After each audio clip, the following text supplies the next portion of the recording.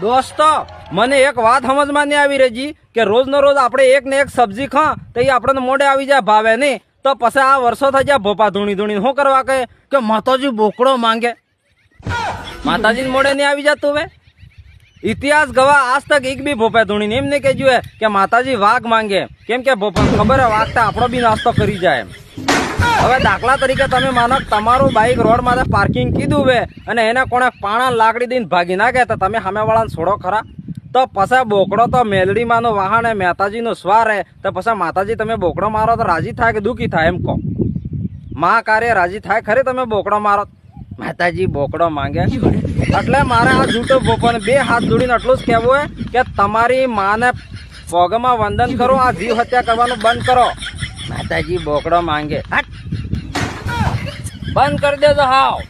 માતાજી બોકડો માંગે બંધ એમ કરીને જૂઠું તોડતા ને નકા પણ હે